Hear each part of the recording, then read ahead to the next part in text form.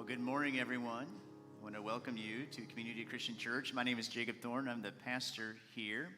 Today, this morning, we've gathered to celebrate Cindy's life and to remember the promises of God. I want to say from the start that this has been a very hard and a very easy service to plan. It's hard because I really love Cindy, as we all did, and miss her. It was easy because if you know Cindy, you'll know this is true ahead of time. She planned out almost every detail of the service ahead of time. So all of the songs have been chosen by her. The folks that are speaking have been chosen by her. And you'll see that it's true to Cindy's character. This sanctuary, this place of holiness, is where Cindy felt at home, where she knew God. She was such a leader in our church, from everything that she did to sitting on different committees and boards to working with the stable. And we know her spirit is with us today, and it's with God, and we are going to miss her and celebrate her. Let's open with a word of prayer. Holy God, your spirit is with us in this very moment. In this sanctuary, this place we call home for so many. We know that Cindy's spirit is here. She dwells with us and dwells with you. And so this morning we gather together to remember and to celebrate, to share stories, tears, laughter, and love. And most of all, God, we remember your promise that you are always with us, beginning and ending, now and forevermore. Through Christ we say together, Amen. And the first hymn that Cindy chose us to sing this morning, and Norman's going to lead us in our singing. There are hymnals right in front of your pews there, or the back of your pews. Number 33, How Great Thou Art. Sing with gusto, you know, Cindy loved her music.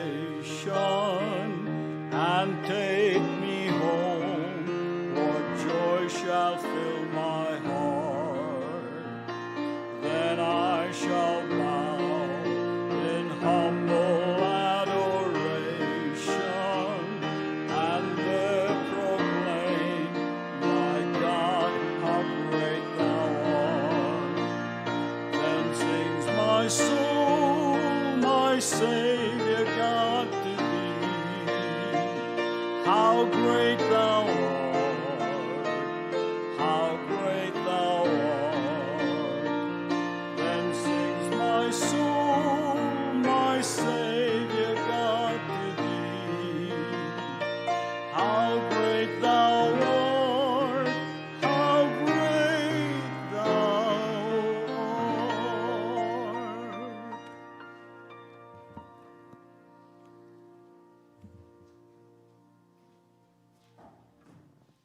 Cindy chose 3 passages from scriptures to be read, but she was clear that before we share these words, we hear from Rick and Laura the song, the special music, Ancient Words, a song about the hope and the promises of God's word.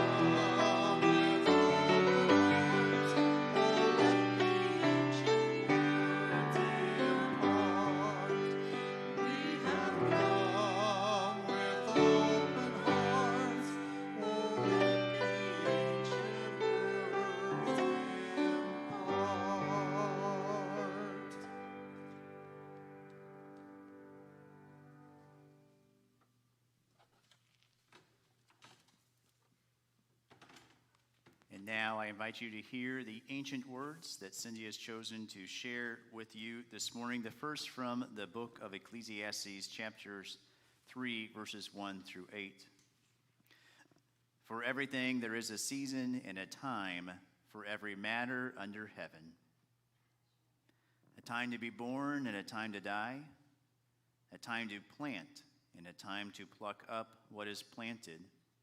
A time to kill and a time to heal, a time to break down and a time to build up, a time to weep and a time to laugh, a time to mourn and a time to dance, a time to throw away stones and a time to gather stones together, a time to embrace and a time to refrain from embracing, a time to seek and a time to lose, a time to keep and a time to throw away, a time to tear and a time to sow, a time to keep silent and a time to speak, a time to love and a time to hate, a time for war and a time for peace.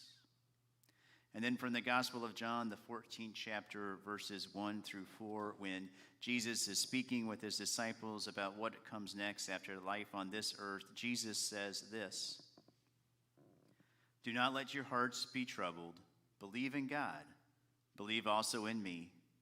In my Father's house there are many dwelling places. If it were not so, would I have told you that I go to prepare a place for you? And if I go and prepare a place for you, I will come again and will take you to myself, so that where I am, there you may be also, and you know the way to the place where I am going." And then in the Gospel of Matthew, in the 5th chapter, Jesus says this: "Blessed are those who mourn, for they will be comforted." This is the testimony of the people of God. So as we continue on this morning, I want to share with you, and others will as well, stories of Cindy's life. We have several speakers, but before we do, and again, I tell you that Cindy left precise detail. She said, "These are the personal words that I would like you to read about me." So I'm going to read from Cindy's first-person narrative. I have not edited it because I did not want to mess it up. Cindy writes, "I was born on May 28, 1950, the only child of Viola and Bud in Collinsville, Illinois. I attended SIUE, where I got my bachelor's in education and master's in vocational education. I started teaching in 1973 at Orchard Farm.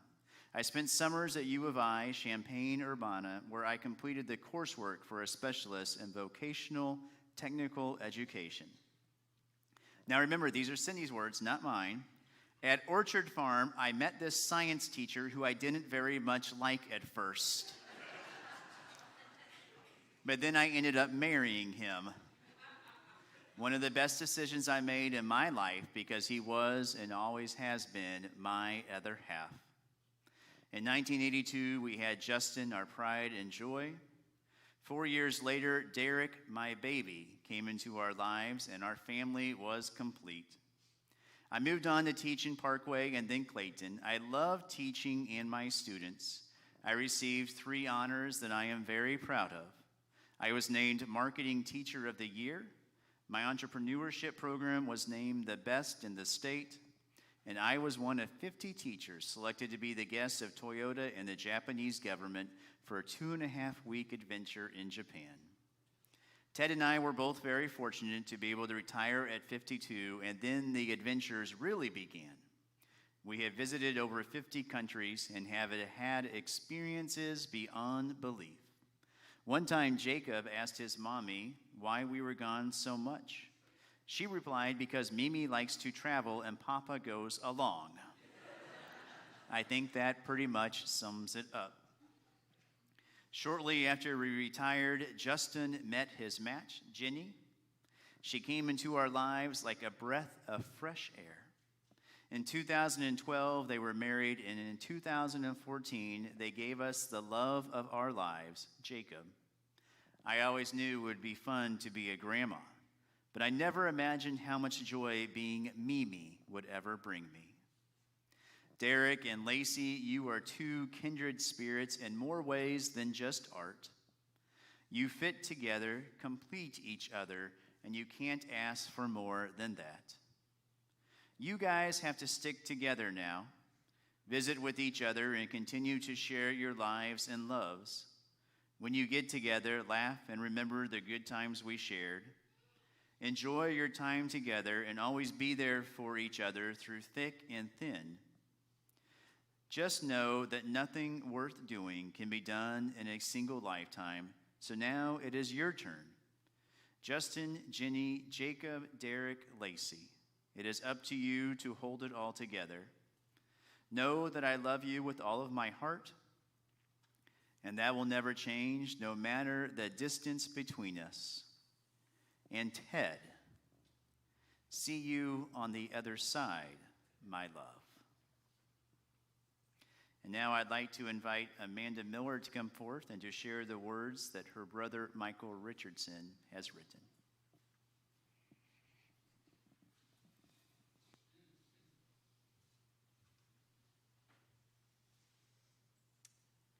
sum up 43 years of friendship.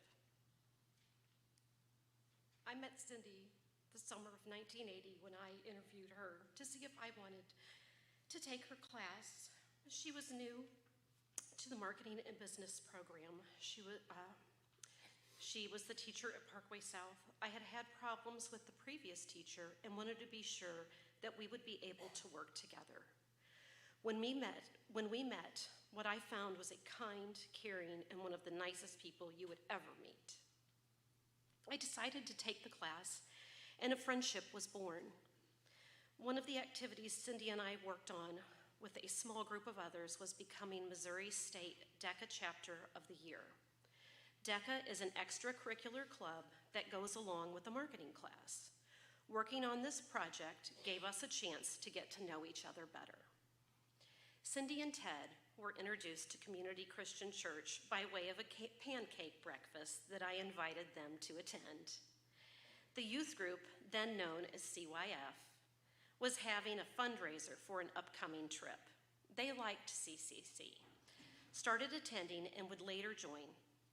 Once here, they both became very active. Stable, Salvation Army ringing the bell, elder, and then elder chair. Circle of Concern, Christmas tree, church photographer. One of my favorite memories was ringing the bell for Salvation Army during the Christmas season. It would be a time when Cindy and I would talk and catch up during the busy time of year. I cannot say that the bell rang a lot during those times, but we did have fun. The bell ringing ended with a great dinner out to celebrate the Christmas season. One thing I cherish most was the day Cindy asked me to be elder here at Community. It's a conversation that I remember as if it were just yesterday. I did get to have lunch with Cindy after church about 3 weeks ago. We talked about what was going on in my life and her upcoming surgery. She was upbeat and in good spirits. She was excited about the vacation that was planned for June and assured me she was going to go.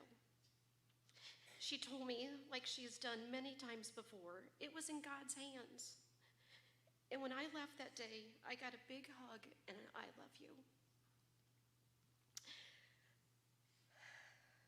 I did get one last chance to have one more conversation with her on Mother's Day.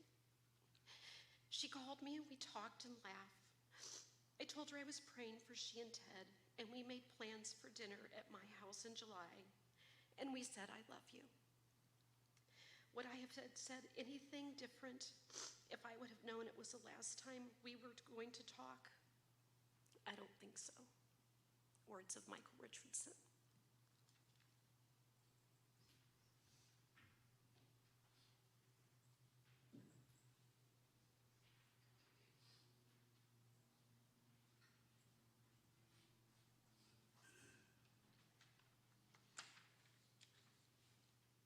Last Sunday, I came to church, and I was greeted. They said they'd like to talk to me about the Cindy Memorial Service. Now, I play the piano, and my husband had been asked to sing, and so no problem, until I heard the words, Cindy has requested that you speak. Blank. I was talking to Cindy that afternoon, and I said, what were you thinking? You know I can't remember Nest today. Stop nodding over there. And now I have 40 years, okay? Now, Cindy and Ted, they sat right there in that third pew, right there in the front. All those years, that was their pew, okay? Now, I'm thinking back, and if I go blank, I'm a senior, okay? I'm going back to the 80s. Do you remember that time?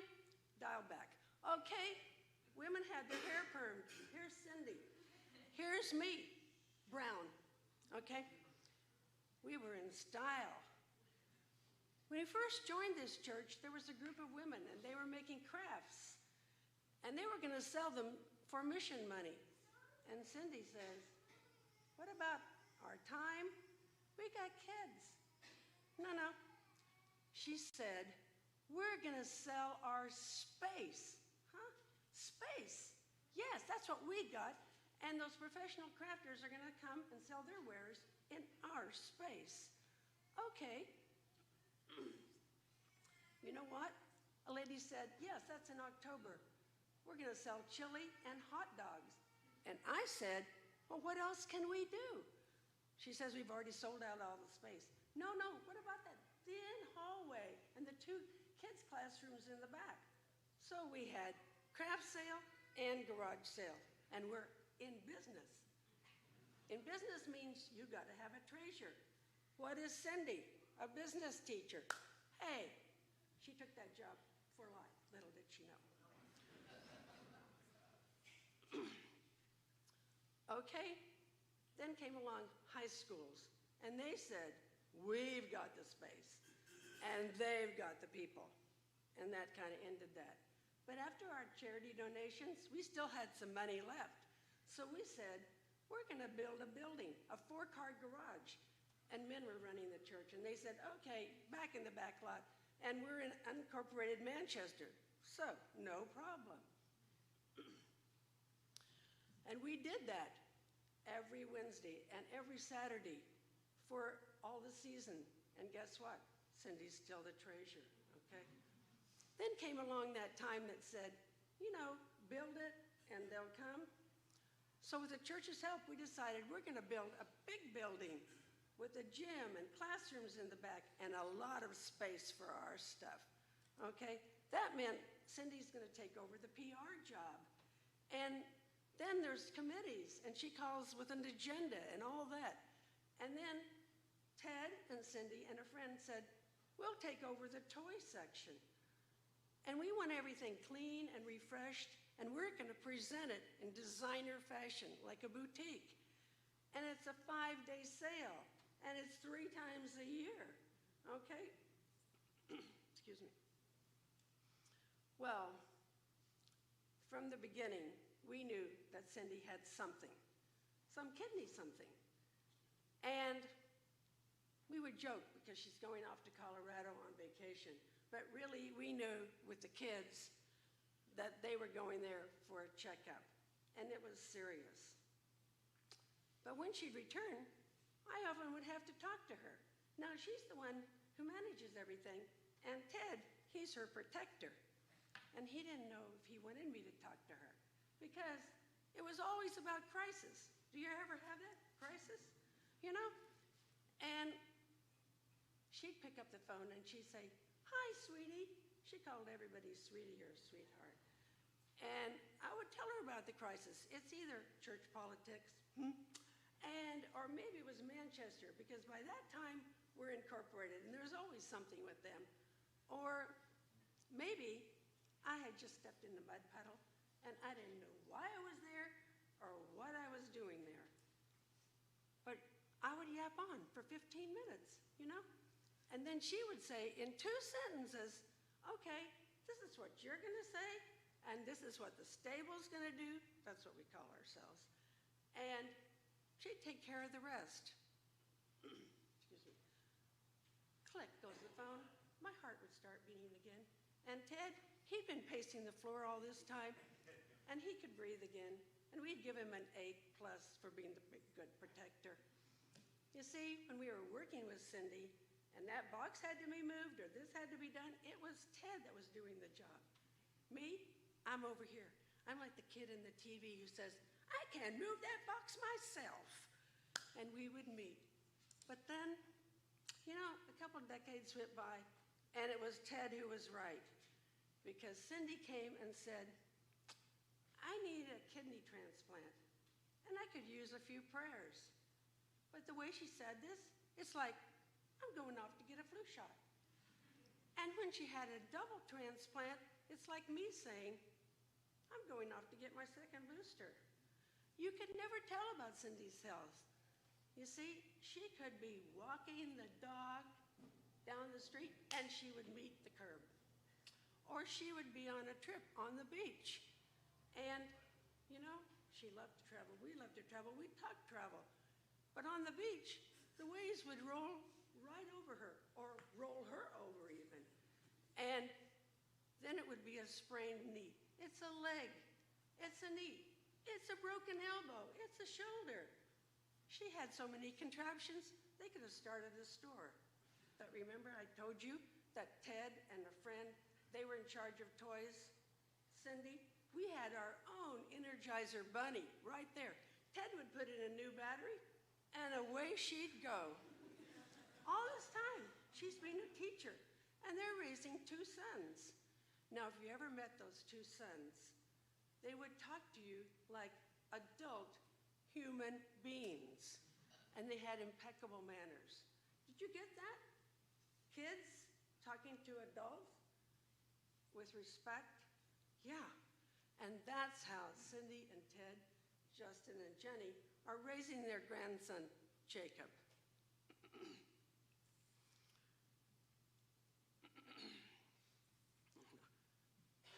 I've got to check on my notes here because I can't see them without my glasses.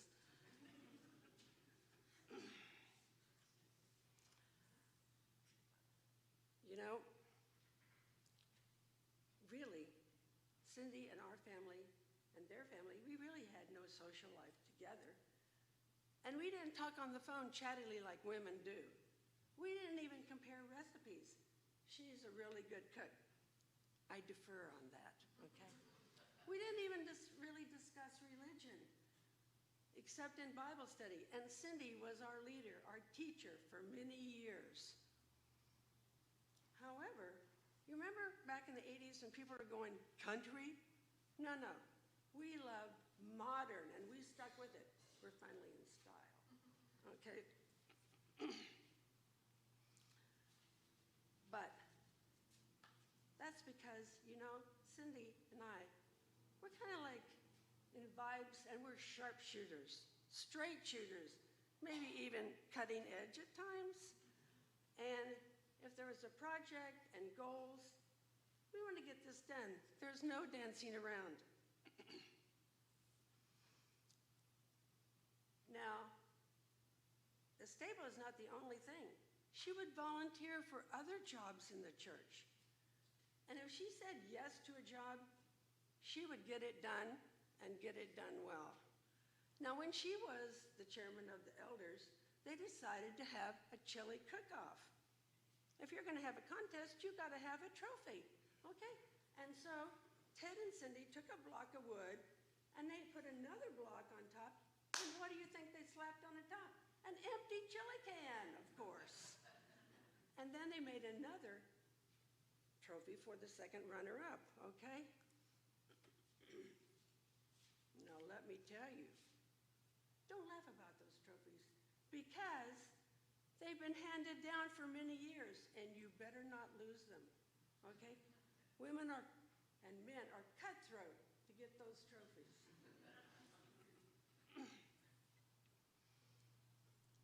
Now, you remember COVID, you know, that 2-year blank we had?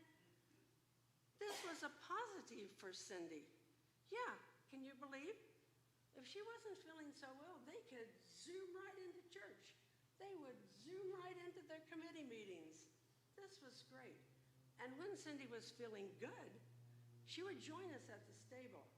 She was always high-tech. She could catch on to anything. And if we got something we're thinking, we better look this up, history, what's the prize? Hey, for their phone in those big purses, you know how that is? Me? Oh no, I wasn't involved in that. I was looking for my lost keys.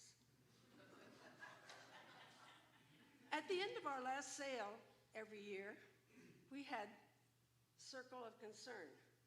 This was very important to Cindy, and she and another couple ran this. And Circle of Concern clients, they're the people that kind of fall in the gaps in the government programs, and they could come and get free items. This was very important to Cindy because she always wanted to help the needy, especially when they needed it, okay? Now, at the end of the real sale, we're in the gym, and we're wrapping up and cleaning up because the gym has to be cleaned by the next day. Cindy, she's over here counting the money, okay? And then there would be da, da, da, da, and Cindy would come in the gym with a booming voice because we're in the gym, you know. And she would announce the receipts for that day. And she had posted them every day. She'd gone to the bank. There's a lot of work involved in this. And then she would tell us the receipts for the entire sale. You know why? Because Cindy was still the treasurer. I told you this was a life job. And just before surgery, she gave this job up to a man. Yeah, we had gone co-ed in the stable by that time. Let's see how he does for 40 years.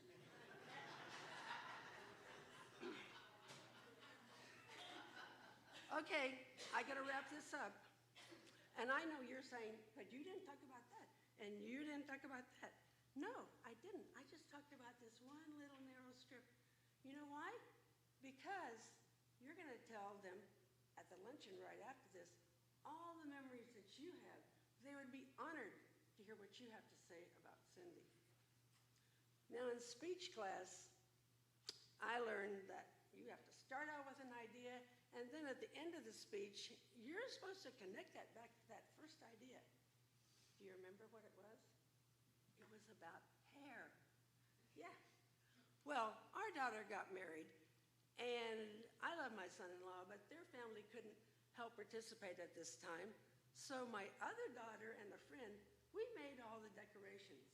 And we had the rehearsal dinner, and we had the wedding, and we had the reception. Okay, and I was supposed to greet people. And the first table I came to was Ted and Cindy. And Cindy says to me, "Your hair looks awesome." This is the hair connection, by the way. And I laughed because I could remember that morning. I had had that hot comb in this hand, and I was clutching the hand of our 2-year-old grandson in this hand. And I said, you know, God performs a miracle once a day. And Cindy laughed. And this is Cindy. She's wearing a rock, if you knew her, a rock right here. And she lives in a house with a pool. Was I ever jealous? Not a whit. I don't know if people still use that expression, but you know, this is Cindy who wore stable clothes, and she was always telling me, "Look out for size 10. That's my shoe size." But through all this, you see, that's what stuck with me, was this compliment she gave me. It was my friend.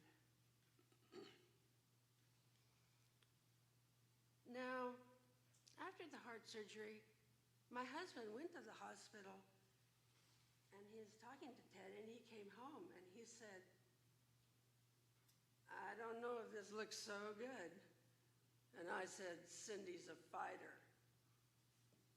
And then a couple days went by, and I said to God, "Remember that miracle? Once a day? Today?" But a couple more days evaporated, and I thought, God has already performed this miracle, and we all got to participate in it. It was Cindy he gave us. Thank you, God.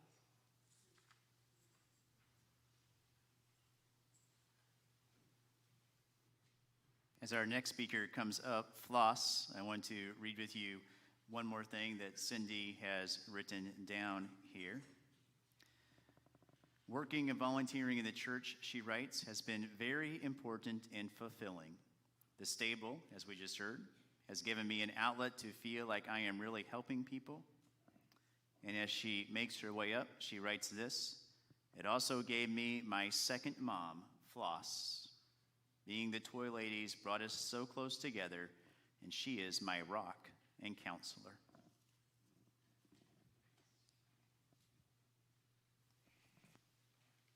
Hi. Today is a celebration of Cindy's life.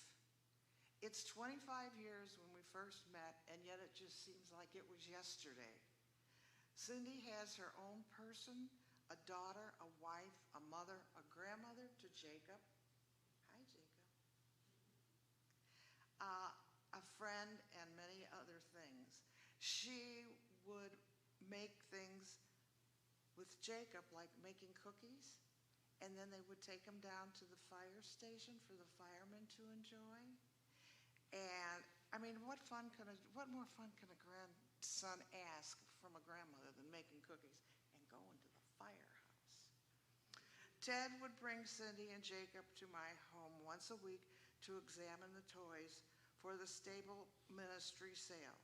Ted examined the toys with Jacob as his assistant. I would clean them. Cindy and Jacob would be sure all the pieces were there, bag, price to each toy. When we didn't know the name of the toy, we were sure that our assistant would. And that he would play with them and tell us how they were supposed to work. As Cindy would start a sentence, and I would complete the sentence. This would drive Ted crazy. Oh, what fun we had. She was a fighter, beloved and helped for all the stable ministry work on the finance committee, women's Bible study group, and so much more. Every year for my birthday, she brought an ice cream cake because she knew what an ice cream freak I was.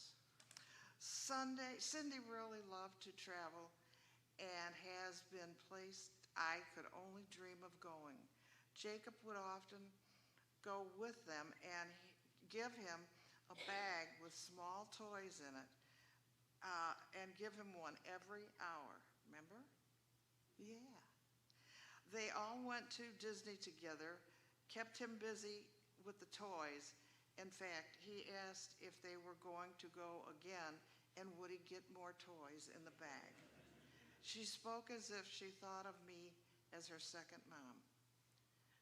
Cindy and Ted came into my home on the way down to Barnes Hospital, and they gave me a Mother's Day card, a photo in a frame of Jacob as a baby with my dog Zoe laying right next to him.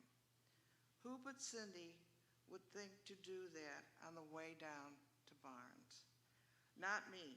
Perhaps she is still teaching me. I know that God has blessed me with a present friend, and for that I am grateful. Thank you.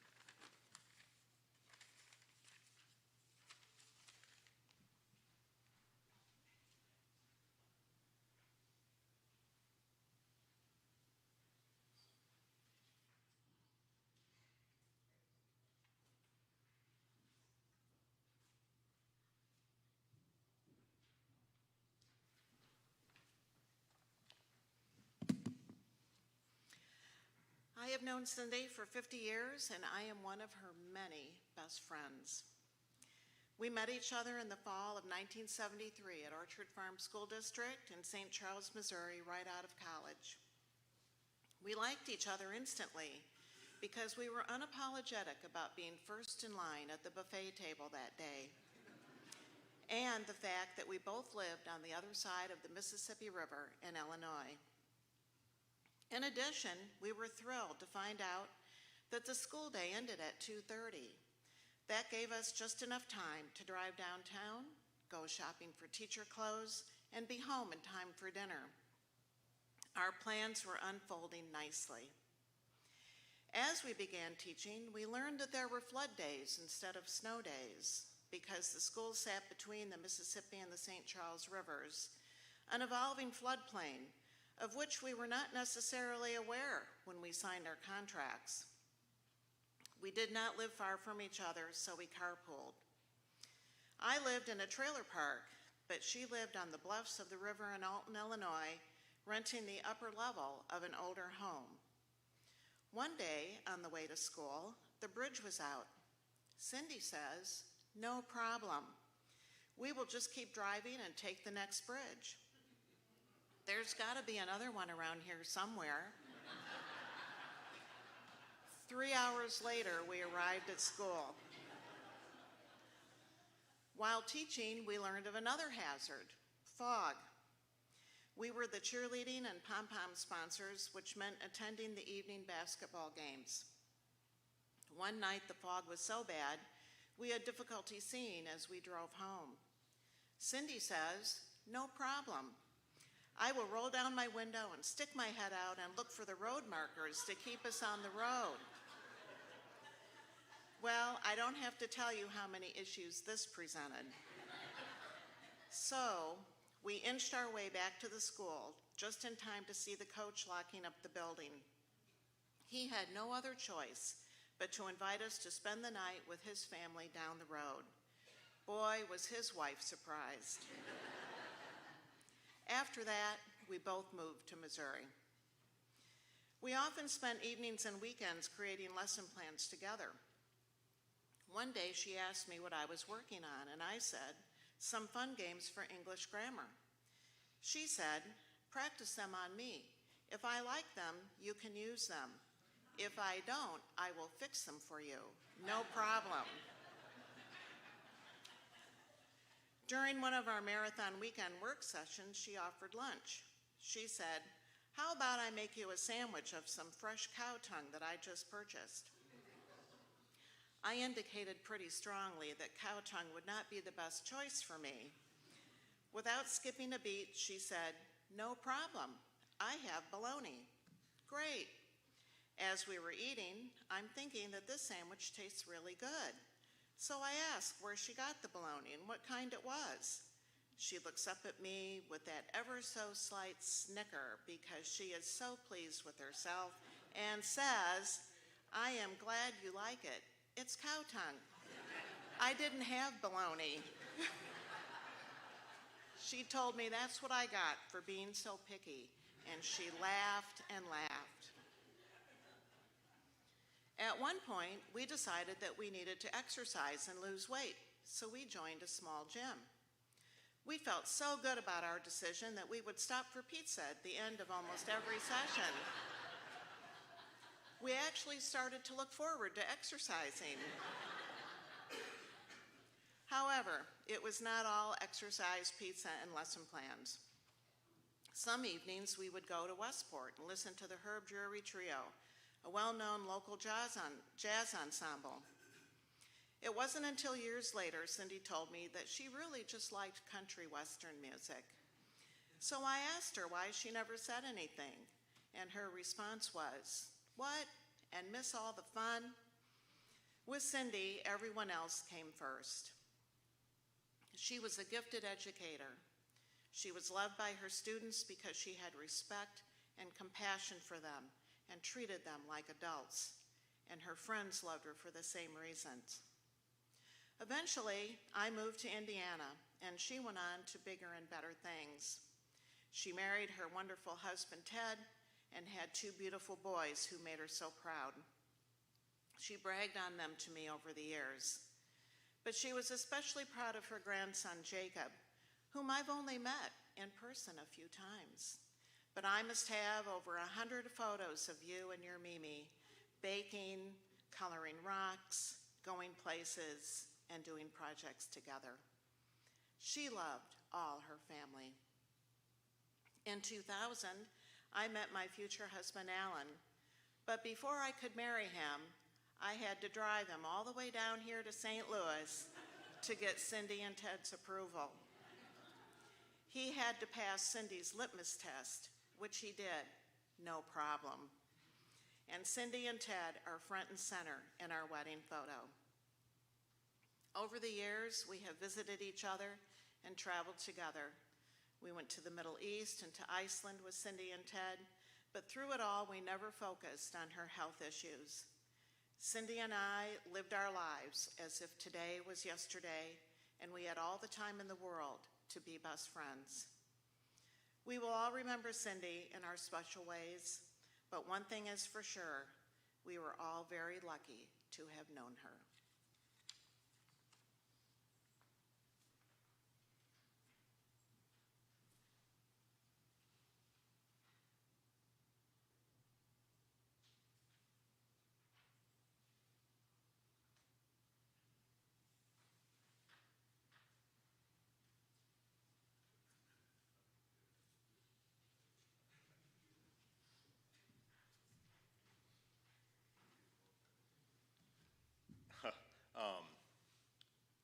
First, let me say I'm blown away by everybody who was here last night, everyone in this congregation. Clearly, my mom had a pretty large impact, and I appreciate everyone being here to celebrate her life. For those who don't know, my name's Justin. I'm the eldest son. When I was asked to speak, my only answer was yes, of course, right? At my job, I've given what my son has described as really long and kind of boring speeches in front of 700 plus people. So, I thought to myself, what's 5 to 10 minutes of conversation with people who love my mom, and someone who I knew my entire life. So I sat down, just like I do for work actually, and I thought about what I was going to write, right? What I was going to say today. And about 3 times I started, and nothing, every time. It's a hard situation, right, clearly. So I gave myself a pass, but I also thought, how can someone who has a career that's so centered around communicating not find any words? None whatsoever. My struggle was, there aren't really perfect words to describe what my mom meant to all of you, to my family, and me.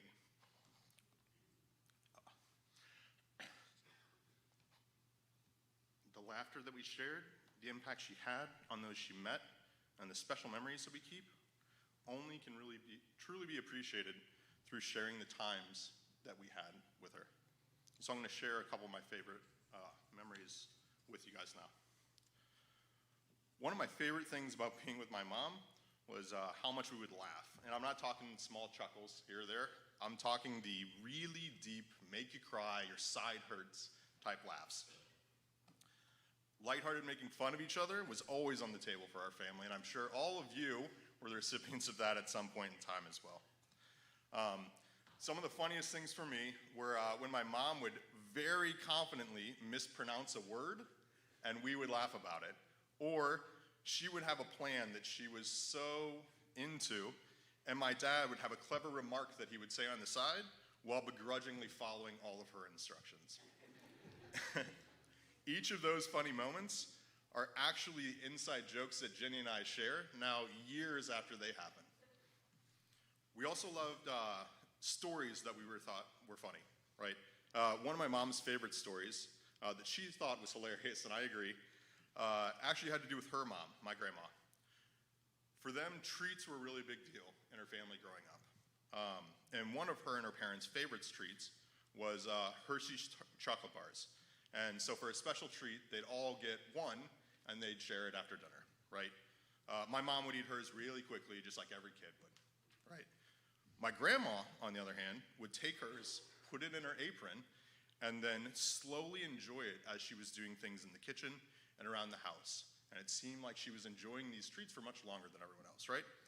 My mom was always amazed at how long a bar could last. So, after years of this going on, my mom finally learned how my grandma was able to enjoy hers for so long. Come to find out, before any of the chocolate bars were given out, my grandma would hide an extra bar in the apron. This was her secret to making a candy bar last at least twice as long as everyone else's.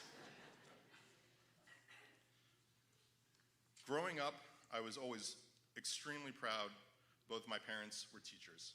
They dedicated their lives to educating the future, and I thought it was really cool. It seemed like, honestly, that they taught everyone in the world at some point.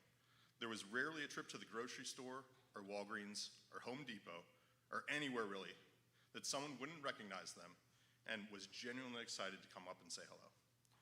If you throw in the people they knew from church and other events, they basically knew everyone in St. Louis County. We used to joke all the time that my dad should run for the mayor of Ellisville, as he was sure to win. After I got older, I thought that this would subside, but the impact that my mom had on her students has continued surfacing. A couple summers ago, Jacob was invited to a birthday party for a friend that he had met that year in summer camp. We didn't really know the parents, and with summer camp, a lot of kids come in that don't actually go to the school. But Jacob was super excited to go, so we all went as a family, right? And so, you go into these situations, introduce yourself to the other parents. Hello, I'm Jacob's dad, Justin Herman. And as soon as I said that, the boy's mom gave me an odd yet familiar look. Her next question was, Did your mom teach at Clayton? Yeah, Cindy Herman. Oh my gosh. I can't believe it, and I know what's coming now, right? She was my favorite teacher. I went to college for marketing, and am now at a marketing firm because of her. My best friend from high school did the exact same thing because of your mom. Tell her I say hi. She was so excited about this, she actually called her friend during her son's birthday party to tell her that she was hanging out with the son of Cindy Herman. Clearly her friend was excited as well, because I could hear her through the phone and her excitement even though the phone wasn't on speaker. I felt the same sense of pride that I did when I was a kid. My mom had helped these two women find their path in life, and it's only one example of the students she changed the lives of. Looking out in the audience, I can see more students with a very similar story. Though she was a teacher, she was also a caring mentor, and most importantly, a friend. All right, I'll try to get through this part. The last part is probably the hardest right now.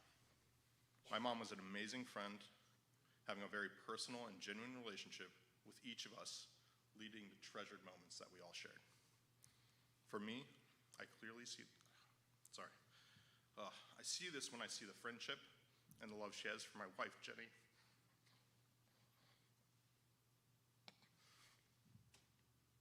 She was ecstatic when I told her about our relationship at first.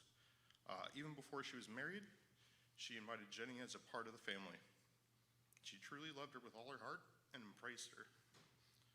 A long while ago, I realized that my mom was actually texting with Jenny more than she did with me. And while I was a little bit jealous, I was also amazingly happy that their friendship had grown to that point. We were able to share so many memories together on vacations, holidays, and just having a wonderful time as a family.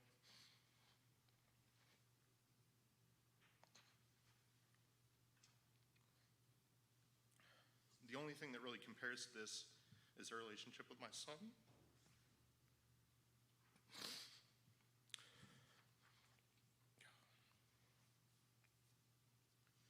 She absolutely loved everything that they did. I could write a book about what they shared and how close they were.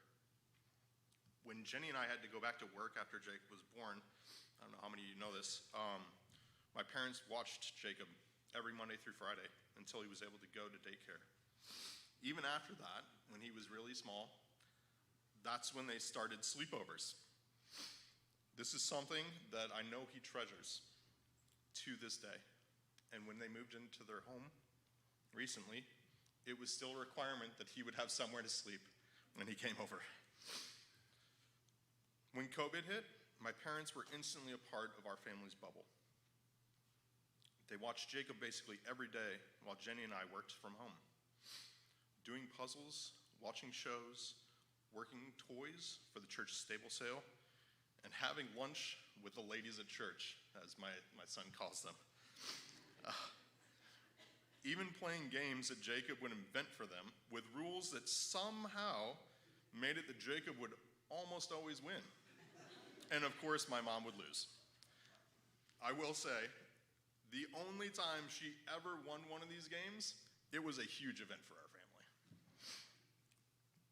If I had to pick though, I think her favorite thing was continuing a tradition that her mom had started with me and my brother. Cookie baking after Thanksgiving was such a big deal that Jenny and I would receive text updates throughout the day about how the process was going, and pictures were posted on Facebook very promptly as they were taken. Being the eldest son, I always thought I'd be number one. I didn't really have a chance.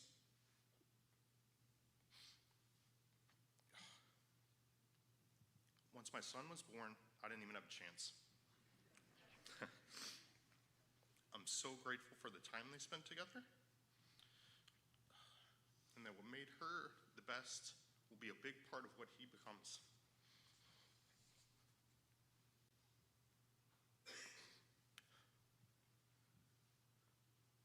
Of course, I have other very personal memories that I shared with my mom as well. I know every one of you does too. She was just that kind of person, whether friends and family. She truly cared about each and every one of us. Though it's really hard right now, I look forward to thinking back on the impact she had on my life and that of my entire family, the laughter and the special memories that we all shared, and I pray the same for you.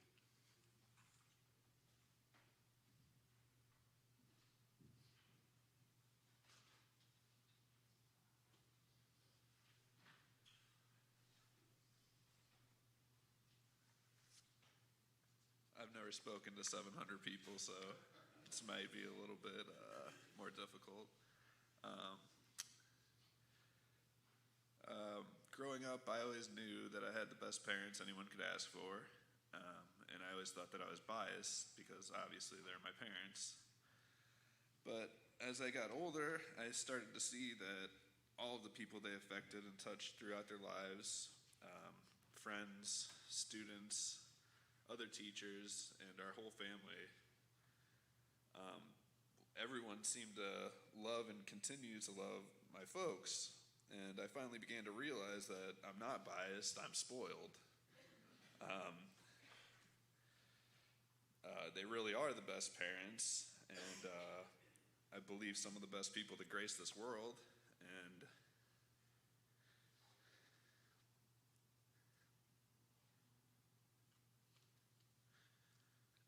sorry.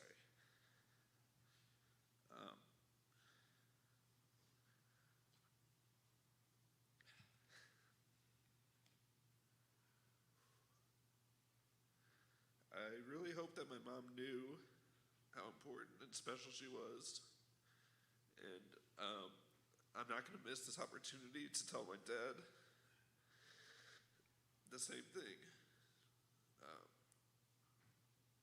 This loss is sad not only to us on a personal level, I feel it's sad for the entire world, because a person whose light shines as strong as hers will be missed by all. And appreciate everyone for coming in. I know she does too. So.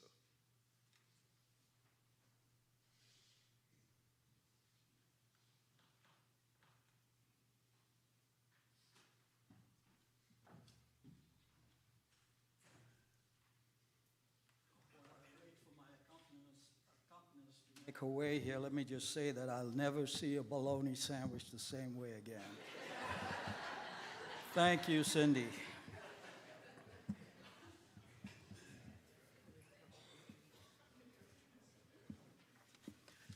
It's appropriate that the last line of this hymn, this familiar hymn, The Old Rugged Cross, the writer says that someday he hopes to exchange his cross for a crown.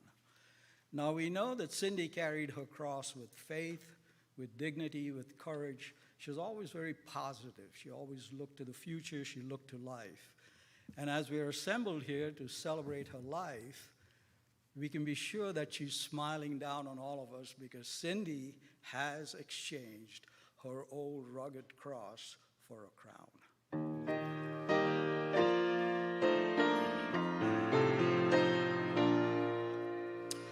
On a hill far away stood an old rugged cross, the emblem of suffering and shame. And I love that old cross, where the dearest and best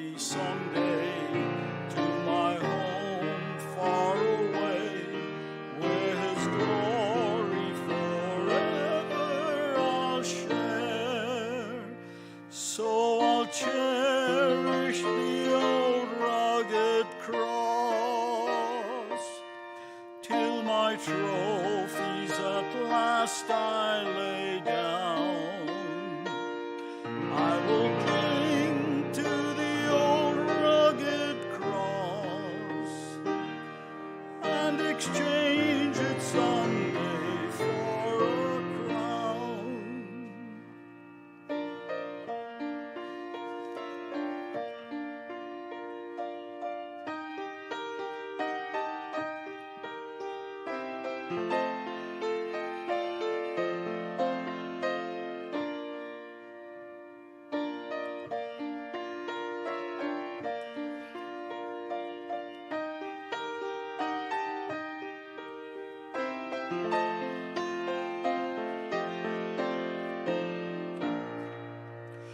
So I'll cherish the old rugged cross till my trophies at last I lay down. I will cling to the old rugged cross and exchange it someday for a crown. I will cling to the old rugged cross and exchange it someday for a crown.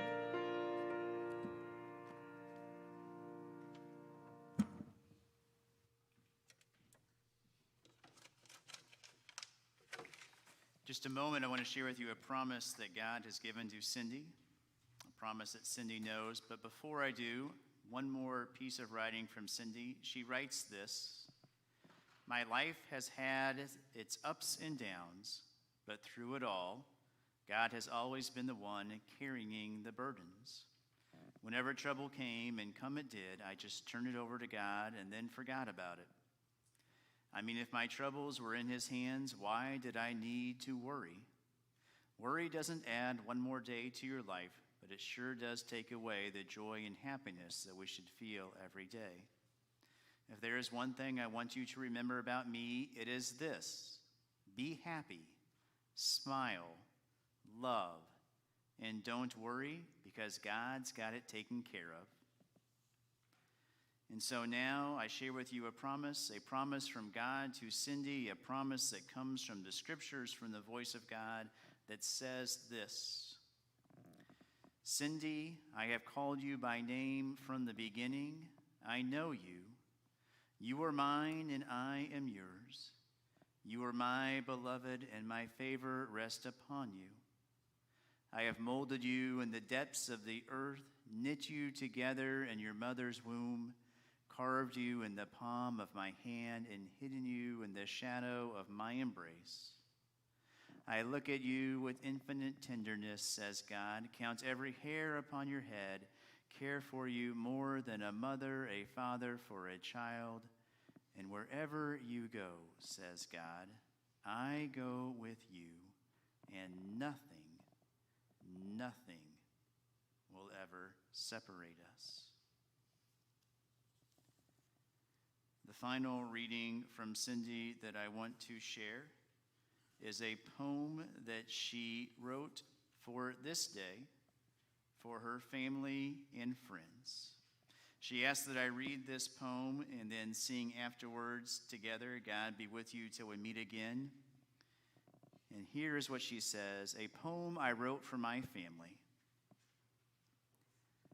Although I am no longer home, I am still in your heart. Even though that now causes you great pain and sorrow, my hope is that in the future it will bring you strength. Although I am no longer home, I am still in your mind.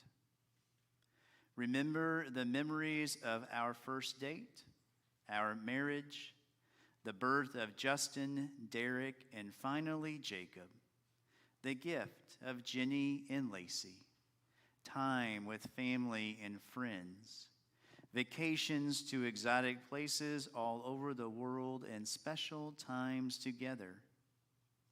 My hope is that soon these memories will bring a smile to your face instead of a tear to your eye. Although I am no longer home, I am now in heaven watching down on you. When you smell the fragrance of a flower, feel a flake of snow on your face, see a rainbow, the sunrise or the sunset, know that it is me watching over you and loving you. Although I am no longer home, I am now in my heavenly home. Jesus went to make a home for all of us, and I am now making our home for eternity. Although I am no longer home, my love will always be there with all of you. And now let us sing with one another.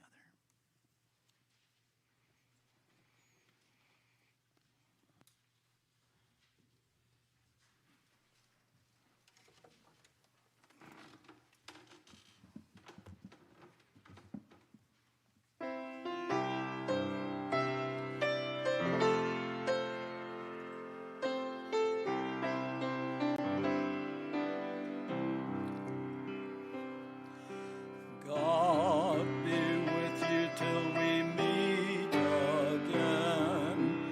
Loving counsels guide, uphold you.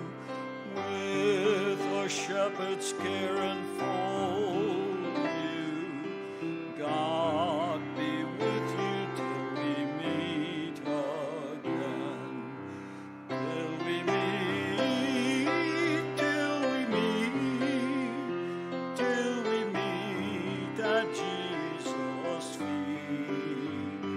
Till we meet, till we meet.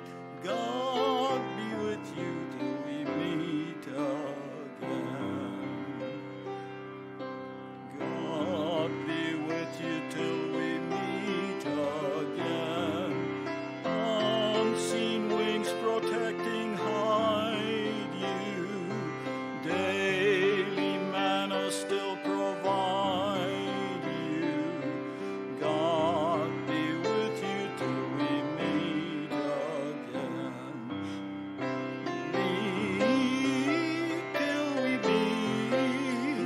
Till we meet at Jesus' feet.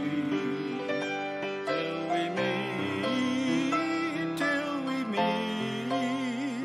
God be with you till we meet again. God be with you till we meet again. When life's perils thick confound you, put unfailing arms around you. God be with you till we meet again.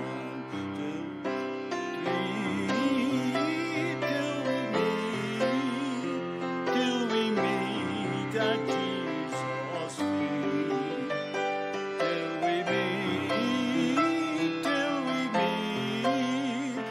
God be with you till we meet again.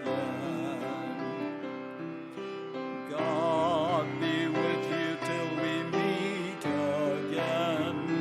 Keep love's banner floating o'er you. Smite that's threatening wave before you. God be with you till we meet again. Till we meet, till we meet at Jesus' feet. Till we meet, God be with you till we meet again.